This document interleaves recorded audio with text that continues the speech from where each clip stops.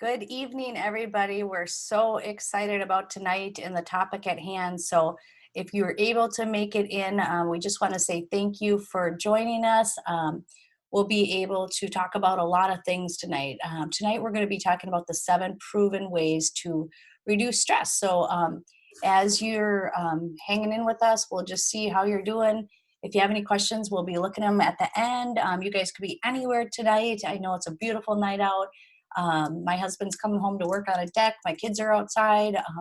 So anyways, I'm going to go ahead and share my screen with you, and we're just going to get started tonight.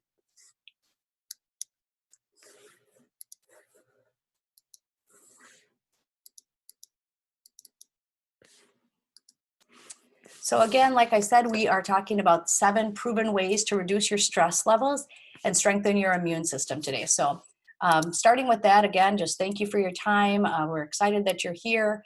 We'll keep moving. So I just want to tell you guys a little bit of a story about a family from northern Maine.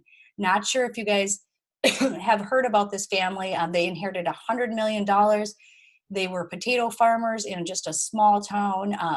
So they hadn't been out of a town of a population of about 2,000 people. They'd never seen a building bigger than 2 stories. I mean, can you imagine that? It's like being in my house or in the time that we're in for the rest of our lives, right? But they were really hard workers and they were really excited about this money that they had been inherited. So some of their family members and friends told them, hey, why don't you go somewhere fun? Why don't you go on vacation? It's time that you get out of the state. It's time you see something new. So the mom, the dad, the little boy, and the little girl all decided they were going to take a visit to New York. So they start heading their way to New York. They get to New York. They see all these shiny buildings. They look up, there's skyscrapers, there's silver. They see butlers. They see tons of people. It's just kind of shocking to somebody that hasn't been to an area outside of a population of 2,000. So the first thing they do is decide they're going to enter an actual building. So they want to see what's in these skyscrapers. So they decided they're going to walk in the first one they see. So they walk in and they see this old woman. She has gray hair. She's about 80 years old and she's standing in front of a wall. And all of a sudden, as they're watching in amazement, they're like, okay, the wall opened. And so they see the wall open and they see 2 shiny buttons that are lit up, and one set goes up and one goes down. All of a sudden, when they hit the up button, they heard it go ding. The door opens and the old gray hair lady walks in, right? So the door's open, it shuts again. About 30 seconds later, the door opens again as they heard ding, and a 30-year-old one, beautiful woman comes out. And they're just like, what just happened, right? They're looking at each other in total amazement. And the little boy looks at his dad and he says, Daddy, what just happened? And the dad says, I don't know, but you need to tell your mom to get in there. So the reason we tell you the story, obviously, it is about an elevator. So we tell you the story for a couple of reasons. When we're looking at fun in our lives and humor in our lives, that helps us to reduce stress levels, which is so important. It improves health. It does a ton of different things. So some of the information I'm about to share with you is kind of like those potato farmers. It's something that they never expected. They never heard, they didn't know what to expect. So I just want you guys to see if you can keep an open mind throughout this, and just ask yourself, does this make sense? So we're just going to go through here step by step, and I hope you hear some things that maybe you hadn't heard before. And prior to chiropractic, I was in the same boat. I had never heard some of these things, so I hope this helps you tonight. So we live in a healthcare system in the US, and we have to ask ourselves, especially during these times, do we believe our healthcare system is broken? I mean, that's a big question right now with so many things flying around Facebook, Instagram, just videos, everything. Things are changing by the minute. So is our healthcare system broken? Do we have the support to take care of it? We also ask ourselves, what is a sick care system? People are taught actually in the US to wait till you have symptoms and then go in and get a prescription. So why do we get a prescription? Does it actually work? Is it fixing anything? Some people might say yes, some people might say no. But we do have to ask ourselves, is the prescription actually fixing anything? And it's kind of like if you were driving around in your car. You have a light that goes off and it dings and you see a green light like an engine, or maybe it's an oil sign or something like that. And you ask yourself, what should I do? would you maybe reach over and grab a Post-it and put it right over the little sign and cover it up and just keep driving and forget all about it? Or might you just ask your husband or maybe your dad or your brother, hey, can you take a look at my car? I really need to figure out what's going on. What's the cause of what's going on? Is it going to break down? How much money am I going to need to have? All those things, right? Most of us wouldn't put a Post-it note over that. So, I would probably decide to take it to a mechanic if it was me. So we ask ourselves, why are we doing that with our health? Why are we just covering it up most of the time rather than looking at what the cause is? In the US, it looks like we take up about 65% of the world's medications. That is a huge amount, and we only take up about 6% of the population. And according to the World Health Organization, they tell us that we rank dead last in industrial nations. That means there's 195 industrial nations, and we rank dead last. So that's not really good. So here's first, here's last. That's the US, not a good thing. So if medication were the answer, we would probably be the healthiest nation, but we're not. A couple things to think about is almost 50% of our population has used prescription drugs in the last 30 days. And that's a big amount of our population. And we're also seeing an increase in the youth, almost up to 20% of kids under 12 years old on prescription drugs now. And then we have about 85% of our population 60 years old and over who are also on prescriptions, right? So then we look at our seniors over the age of 85, 50% of them have Alzheimer's. And a lot of us say, oh my gosh, I don't care about Alzheimer's. I don't care about when I'm 80 or 90 years old. I used to think that 20 years ago too.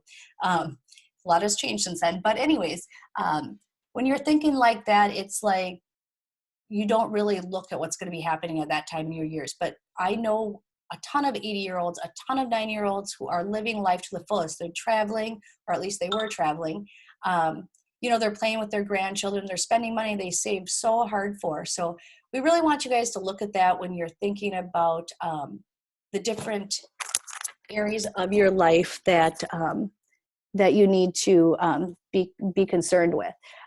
Again, when we're looking at these numbers, it's basically 18% and the 85% compromise 8 or 9 people out of 10. So we really want to look at that and understand 8 or 9 out of 10 people of our population are on prescription drugs. So let's change that.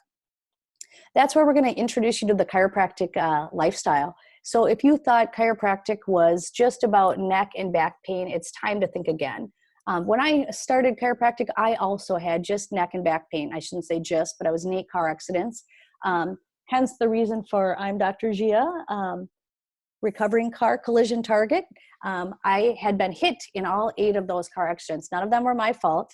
But I got the neck pain and the back pain about 3 years following those car accidents, which is to me kind of crazy that I didn't have symptoms before then. I thought I was young and healthy in my early 20s, but it all came about and it affected me later. So I really want you guys to be aware of that when you're not feeling anything.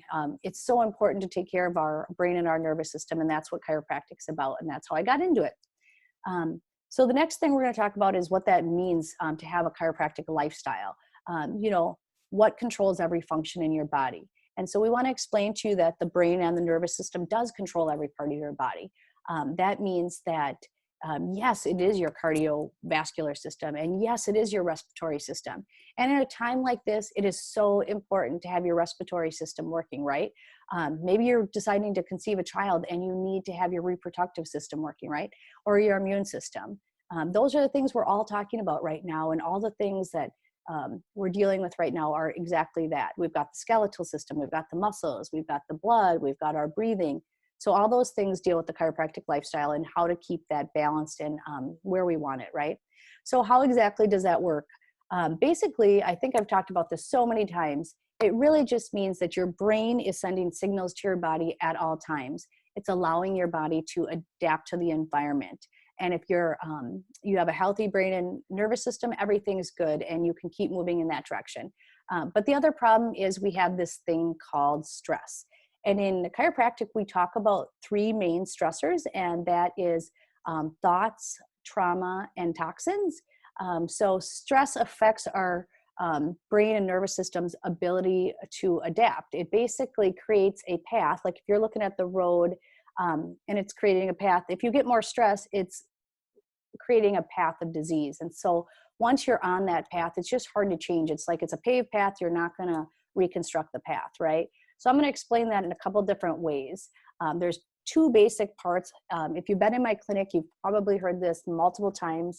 Due to my car accidents, I had the first part rather than the second part for much of my life. But I just want to explain to you, it's like if we were sitting here right now and all of a sudden you hear an alarm going off and there's a fire, you're thinking it's a fire anyways. So your body goes into this fight or flight and goes, oh my gosh, my body's telling my brain to run or to figure it out. So it really doesn't matter if it's real or not. If you're hearing that, your body starts to go into that adaptive capability, right? So less energy will go to your heart and your lungs, and more of your energy will, or actually more of your energy will be going to your heart and your lungs, and less will be going to like your digestive and your reproductive systems, right? On the other hand, if we're sitting around, maybe you're laying in bed right now, or you're sitting on the couch and you're just relaxing and you're feeling like you're having a peaceful night, then most of your energy is going to be going to your digestive system and your reproductive system, because your body is not freaking out and it's not thinking you have to go run somewhere. So that's kind of what we want, our breathing to slow down, our heart rate to slow down, and allow that communication between our bodies so our immune system can work, our heart can work the way it needs to, our breathing can do what it needs to. So this is called the rest or digest area of our body and our nervous system. And we call that the parasympathetic system. And I also explain it in my clinic like you're either on the gas pedal or you're on the brake pedal. And so we want to take you off the gas pedal and we want to put you on the brake pedal. Basically, we need both, but most people in today's society are in a chronic state of fight or flight. And when that becomes a pattern again, it's just hard to shut off. So to create a new pattern, it's kind of like getting up and driving to work, right? We have to create a new pattern. So every day we drive to work and we can almost do it in our sleep, right? Sometimes you've gotten places and gone, how did I actually get here? Maybe you forgot. We just are automatically doing that. But let's say it's a summer in Minnesota and all of a sudden there's road construction out and we're like, oh my gosh, I can't get to work that way. I'm going to have to basically adapt myself or force myself to find a new route, right? So the same is true of our nervous system. When we develop a state of fight or flight or being on the gas pedal, it's really hard to change the pattern that we've known for so long. And so it's really hard for us to break, and it causes disease. So in order to create new patterns, we need to look at our immune system and say, hey, it needs to be nice and strong, especially in a time like this. Again, we're needing to be fighting bacteria. We're needing to be fighting viruses, and people have cancer, those kind of things. Your nervous system can't do as good of a job if you have your husband saying, hey, I need some extra food for work, or hey, your kids are screaming in the background, or maybe, gosh, your boss is putting 10 more deadlines down on you. There's so many different things that are pulling us different ways. We've got a pandemic happening. We have application processes that need to be done. So we really want you guys to recognize that if the job is going to be done, we need to balance those things out. We need to digest our food, and we also can't do that as well. If again, we're in a chronic state of fight or flight or stress.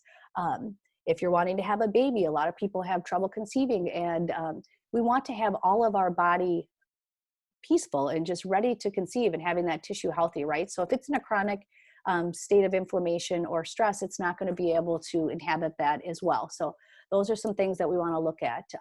We need to change our lifestyle to kind of allow the nervous system to better adapt to the environment and keep our tissue healthy. So that's where the chiropractic adjustment comes in. Chiropractic has been proven to help change patterns of responses to the body to help it function better, right? Because it's all about your brain and, again, your nervous system. If you guys are confused by what that means, your brain is up here, and then your nervous system is your spinal cord and all the nerves that go out to each of your fingertips, which control your reflexes and everything else you do. So in order for your brain and nervous system to do what it needs to, and to not only to stay healthy, but actually reverse your diseases. I'm going to talk about 4 different studies that have been out there in the last years, and help you guys kind of understand that. So a study in 1991 showed that 15 minutes following a chiropractic adjustment, that neutrophils increased in the body. That means your white blood cells. And white blood cells help to kill off those viruses and the bacteria and keep your body balanced and doing exactly what it needs to do.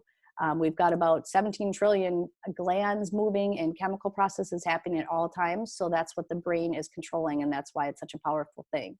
Another study in 2011 showed that we have a reduction in cortisol levels following a chiropractic adjustment. So cortisol levels are normally stress hormones, basically. So when you're waking up in the middle of the night at 3 a.m. and you can't go back to sleep, it's cortisol that keeps you awake. So we want to reduce the amount of cortisol going into your body so that you can sleep better, and that allows us to heal and be in that state of parasympathetic, right? Several studies have shown that chiropractic adjustment improves HRV, which is your heart rate variability. So important. That is control over immune systems, dementia, diabetes, all the different things that we look at when we function on a daily basis.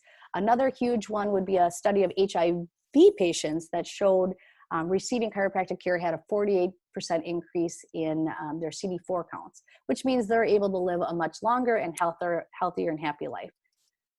So with chiropractors, we're always talking about the 3 T's.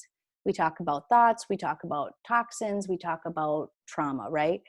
Those are some serious things. And a lot of us, what comes to mind is thoughts, because we're thinking all day long. Sometimes some of us talk to ourselves, or we, in our head anyway. So thoughts. Number one is, what is going on inside your head? Is it a financial worry? Because right now we're all thinking about what's happening tomorrow. Are they going to take something away from us? Are they giving us more? We don't really know.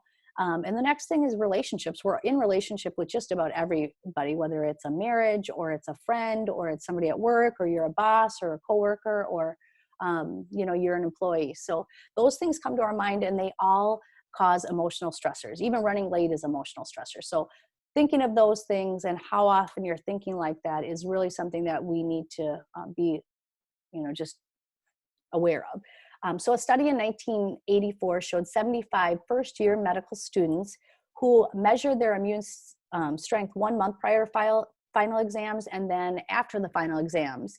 And they showed they had weaker immune systems after final exams. I'm sure that doesn't surprise many of you, because when you're studying hard and you're tired, that's going to kind of break your body down, right? So a few things that we want you guys to think about is just stopping negativity, like even Facebook, right away, you know that there's a lot of negativity on there. So that may be just one place that you want to turn it off or stop looking at that stuff. Another thing you can do is just hang out with positive people. I always kind of crack up because my husband's super positive and I'm super fortunate to have him in my life. But sometimes I look at him and I think, is he joking or is he like really happy or just doing another kind thing for me? So hang out with people like that. They're always going to boost your feeling of self-acceptance and just love and respect and all that stuff. Another thing is to keep a gratitude journal. And maybe when you're having people around you, you need to keep a gratitude journal to remember why they're in your life and how you can love them better. And the other thing is gratitude helps us to recognize what good things are happening in our life. Like if you're stuck at home during this time, that maybe you're just happy that you have a house, that you have food to eat, that you have somebody that can deliver it to you. Maybe you're happy that you have a job. Maybe you just are so happy that you have time to spend with your kids. Maybe it's just that you have clothes on your back, right? So there's so many different ways to look at your thoughts. And I talk to my patients about this all the time. So if you're one of them, I hope that I've helped you at one point kind of look at your lifestyle and how we can improve it. So if you have questions about that, we're always here to help. So just ask. The next thing would be toxins. So like, what are you putting into your body? And maybe even what are you putting on your body? Those are huge components, even the brands that you're using, because those toxins go directly into our body and they affect us. Another thing is sugar. Like, how much sugar are you putting into your body? A lot of people don't even recognize what sugar is. And I'll just tease my mom for a moment. One day this year, she was feeding my kids sugar cookies and she said, "There's no sugar in these." And we were like, okay.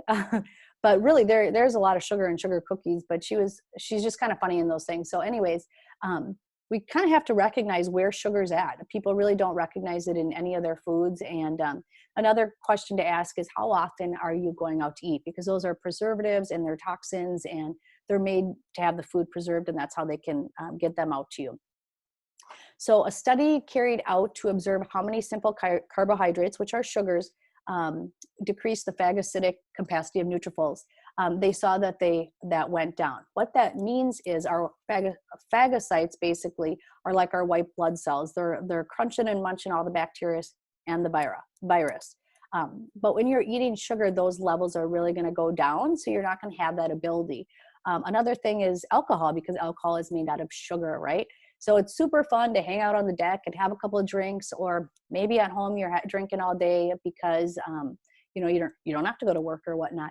But it's just really something to be aware of right now, how much you're intaking alcohol or sugar, because those things can really break down your immune system in a time like this. So have fun, but do it in moderation. And if you can right now, do it a little bit less, because you want to keep your immune system up, and that will help you a lot.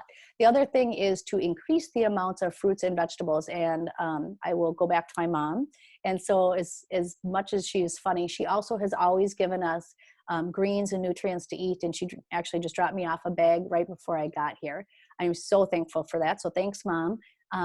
But those greens and those vegetables and smoothies that she made me as a child, they're awesome. She also used to give us tons of vitamin options when we were little, and we'd always kind of snark at it and never really take them. But when I entered chiropractic school, I walked into the shop where they sell all that stuff, and it was like a plethora of everything that was in my mom's cabinet all these years. And it really shocked me at how much she knew. And I'm just so thankful that she gave us the opportunity to have those things and live a healthy lifestyle and get us to where we are today. And she, at this age, I won't say her age actually, but she's doing great. And she's the only one of all her brothers and sisters that aren't on medication. So we're really proud of her there too. So, and her brain functions very quickly. So we know that she is on top of her game.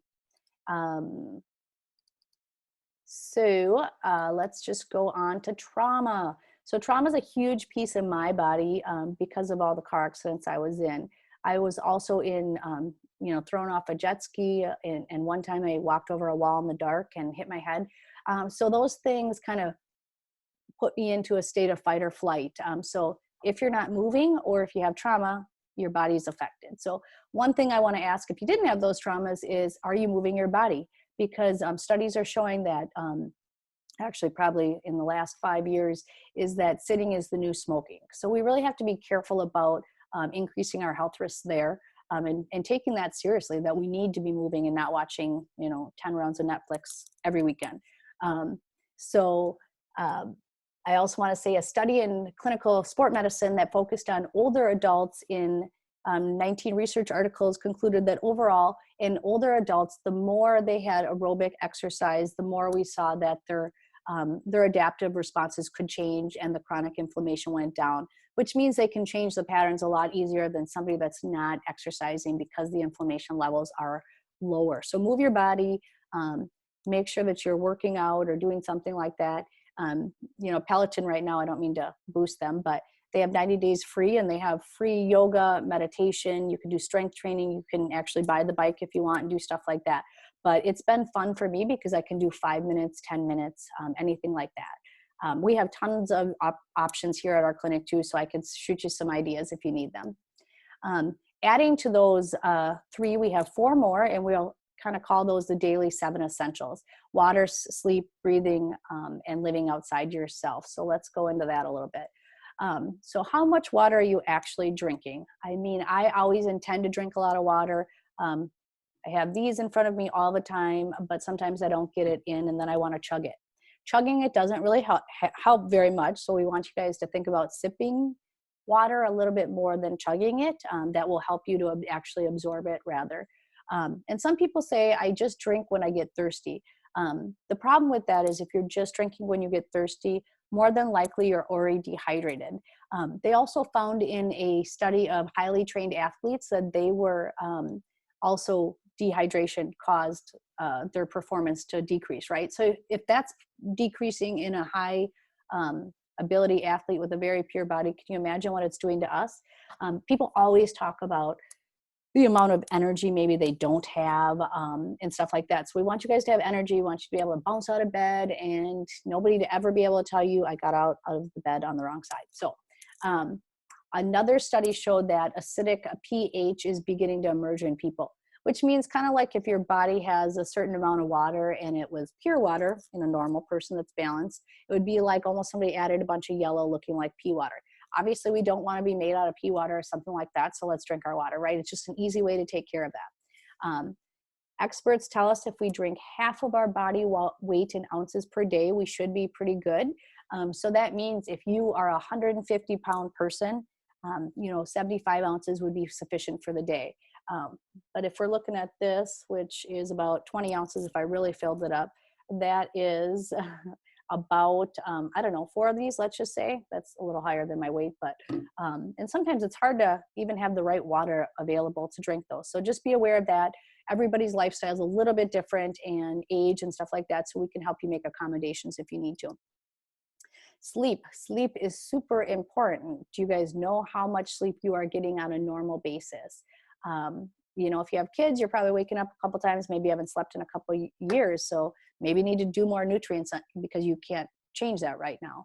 But it will help your body to heal and repair at a higher rate, and that's something that we need all the time.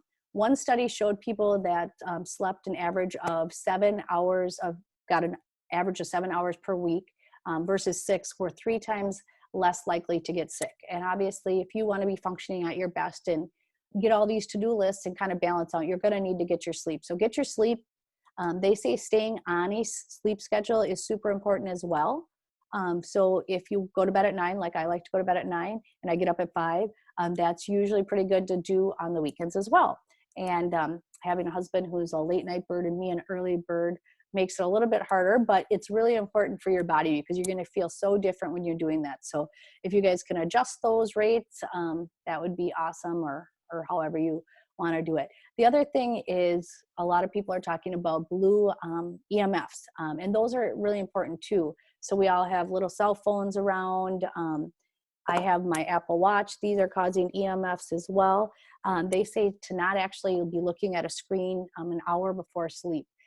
Or if you have it plugged in your bedroom, to try to unplug it, beforehand, or actually take it out of your room totally. That would be great.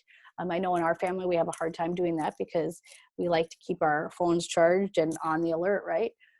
So we're working on that at all times. Also, just reading a book before bed is uplifting. It's helping to turn those lights off, to kind of calm your mind down, to allow you to start breathing, to relax, and just moving in that direction. If you need some ideas, I can help you there as well. There are additional ways we can help you based on your age, so let us know that as well. Another thing is proper breathing. I talk about this all the time. So I have been in, again, fight or flight over the years, and I can go back into that. So I really have to think about my breathing and making sure my oxygen is getting to my brain so I can think clearer, right? It allows the relaxation part of your body to start to heal and repair your nervous system. So if you guys can just take a minute and put your hand on your chest and your hand on your belly, that would be great. We're just going to take a couple deep breaths. So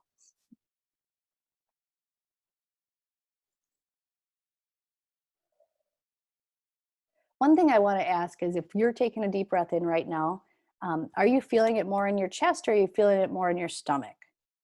One thing I find in people, if you're breathing in like this, you're really breathing more through your chest and your stomach, and it needs to be like a little baby when you're actually breathing through your belly. So I like to tell people that you're only getting 50% of your oxygen basically going to your brain if you're breathing through your chest.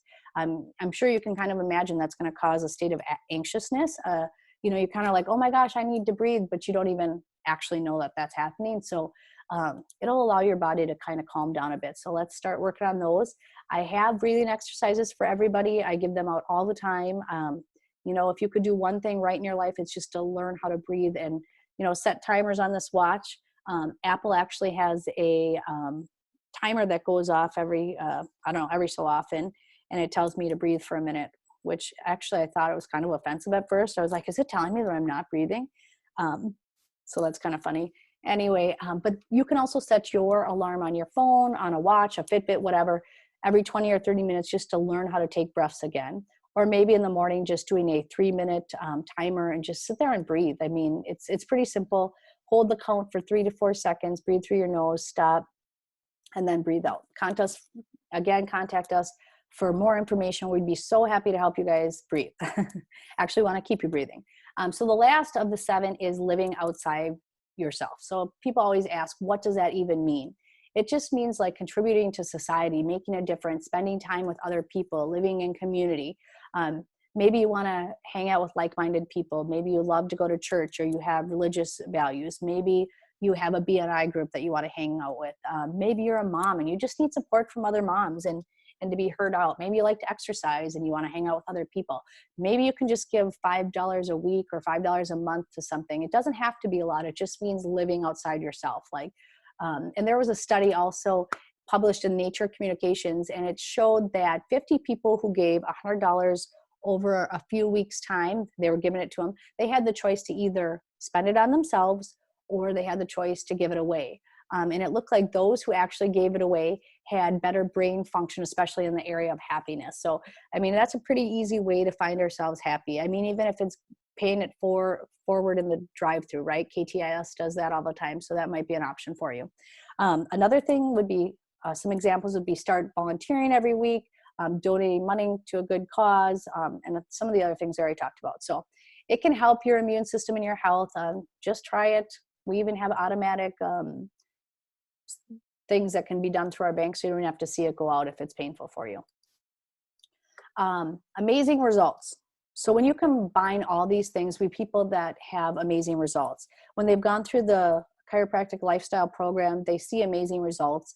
A lot of people, we always say within 6 weeks, get a job promotion or something happens in that arena.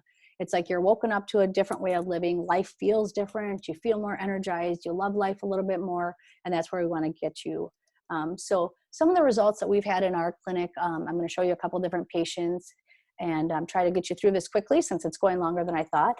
Emily B, she came to us in her early 20s. She was having headaches and vertigo on a daily basis. After just a couple adjustments, she began feeling like $1,000,000. She has not had them since. Unfortunately, she moved to another state, so I haven't seen her, but she is doing great. She's exercising, having fun. That's awesome. As you can see, Bill here, he is a current patient of ours, and he was in an auto accident a couple years ago. He went through that for a couple, like a year or two, going through a couple times a week of adjustments. And when he came in, he said he was having bronchitis and pneumonia a couple times, or 3 or 4 times a year, I believe. And now he said he hasn't had it for the last 2 seasons. So he doesn't have to suffer from those lung things because we were always adjusting right through the mid-back, which just hit right into the lungs and allowed it to be cleared. So we're really excited. He has healthy nerve tissue there and is moving in the right direction. Kylan, before she came to chiropractic, she had Crohn's disease. That can be a really miserable lifestyle. So she started the lifestyle of chiropractic, doing all those 7 things and getting adjusted. And as you can see, she does some bodybuilding and stuff right now. I'm going to get a little bit more personal with myself. I have 2 little kiddos. We've got Malachi and we've got Luca. This is last year. And my kids had, on his first birthday, Malachi had a double ear infection. So we went in and I didn't realize I probably wasn't adjusting their upper necks as much as I should. So I started adjusting them at least once or twice a week. They've never been on antibiotics. They've never had any of that stuff. All I do is adjust them. And sometimes I'll put a little garlic salve on their ears, but they are 100% ear infection free. We were on a cruise not too long ago. We also adjusted him on the cruise because he said his ear hurt and pus started flying out. So when you have a blocked eardrum, even in an adult, you're going to get like sinus infections. All those things are starting to happen because the bacteria starts to pool out. So when we adjust you, it's like we're flushing that. And last but not least, I'll just talk about myself. Like I said, I started chiropractic with neck pain and back aches and in a high state of fight or flight. But now I get to live 80% of my life free of that stuff because I get adjusted twice a week. That's what I love. And it's so helpful. And I'm just so thankful for the miracle of chiropractic. If that wasn't happening, sometimes I wonder, would I be married? Would I have children? How would my life have looked differently? And I just am healing on a daily basis. So thank you, chiropractic.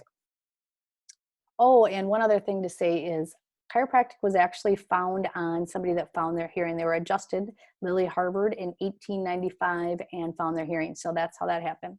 Another result is Tom K had a bad rotator cuff, and when he came in, and he's 100% better now, and he's happy. And if you guys need happiness, he's the guy to talk to. Another one is high blood pressure for Alice. That has changed over the years, and so we just want to encourage you there as well. So next step, we just asked you guys to keep an open mind at the beginning of the presentation, and we wanted to see if it all made sense to you. And so we have to ask you now, does it make sense? You know, how are you feeling when you hear all this stuff? And we want to make you guys an offer as a chiropractic clinic. You know, if somebody in your family or one of your friends, your coworker, maybe you have a crabby boss you want to help out, all they have to do is just go online. They have a free consultation that includes your report of findings, all the care plans, everything that we would explain to them. They get to meet in our office. We give them an adjustment. Or if they're just too afraid to come in and they just want to talk over Zoom or something like that, we can also meet virtually. So, you know, send anybody in that you feel like may need some of this stuff. I'm going to go ahead, and this is kind of what our page looks like for new patients. So you can click that if you need it. The thing I'm going to do now is just stop sharing my screen. So we can, if you guys have any questions, feel free to ask. And I will just throw that special up in there. You can click on that or ask us for anything in the future, but